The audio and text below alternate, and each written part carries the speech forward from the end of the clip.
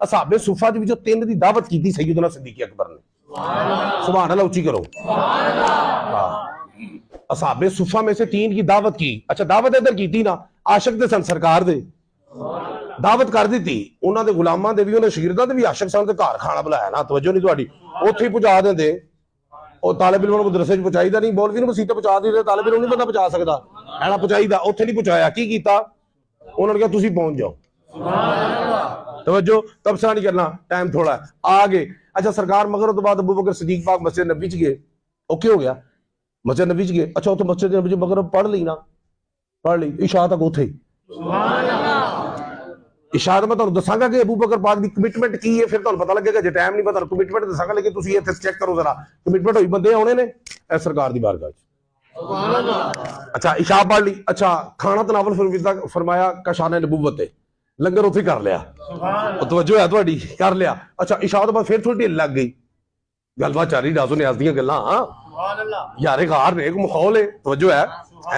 अच्छा, हुण गल्लां हो रही ने। वो जदों देर नाल वापस आए ना, ते बेगम हुण उम्मे रुमान पुछण लगी, तुसीं इन्नी देर ला दी, तुहानूं पता नहीं सी घर मेहमान आने ने, मेहमान आए बैठे ने, क्या तू अजे तक इन्हां नूं खाना नहीं खवाया?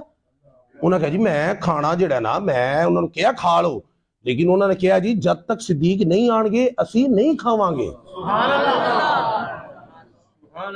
जब तक सिद्दीक नहीं आएंगे हम खाना नहीं खाएंगे। मैं तो बतेरा उन्होंने कहा। अच्छा, जो झड़प हुई ना इस गल देर लाती है, घर बंदे बुला के बंदा कहता इन्होंने बुला के आप किधर टुर गए, वो फिर मिजाज एक होता है। तो सरकार अबू बकर पाक ने कसम चुक ली, मैं हुण खाना ही नहीं। उम्मे रुमान ने भी कसम चुक ली, मैं भी खाना नहीं खाना। अच्छा, उन्होंने कहा उन्होंने दिओ, वो आंदे भी तुसीं नहीं खाना ते असीं भी नहीं खाना। ਇਹਦਾ मतलब है कि मेजबान नूं नाल बहा के खाना खाना ये सुन्नत सहाबा है।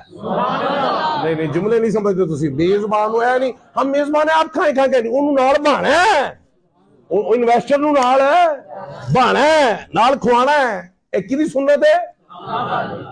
ओके हो गया। लो, जो उन्होंने इसरार किया तो अबू बकर पाक ने कसम तोड़ दी थी। अबू बकर पाक ने की कसम तोड़ दी थी, नाल तनावल फरमान लगा, नाल तनावल। वो गल को समझ आ रही है? अच्छा, अब जब वो लुकमा तोड़ते हैं ना, वो भी तीनों, अबू बकर पाक भी सारे शामिल हो गए, उन्होंने भी कसम तोड़ दी थी। उम्मे रुमान सारे खाना खान लगे ने। हुण जिहड़ा नवाला चुकते ने ना, एक नवाला चुकिया ते जिन्ना नवाला चुकिया, जिन्ना खाना चुकते सन थले 2 गुणा वध जांदा सी। सुभान अल्लाह, उच्ची करो। काम वादे च है, तानू टेंशन पूरे हो जाएंगे, ये हो जाएंगे, वो हो जाएंगे। चेक कर अबू बकर पाक नूं, तवज्जो है। नवाला चुकिया, 1 गुणा चुकिया, 2 गुणा थले वध गया। एंड ते की होया, जदों सारे रज गए ना, हाथ खिंच लिया ते खाना जिन्ना पकाया सी 3 गुणा वध बदला ते आया सी। खाने में बरकत होना ये रसूलुल्लाह का मौजज़ा है। इधर जड़ी बरकत हुई है सिद्दीक अकबर दी करामत है। अल्लाह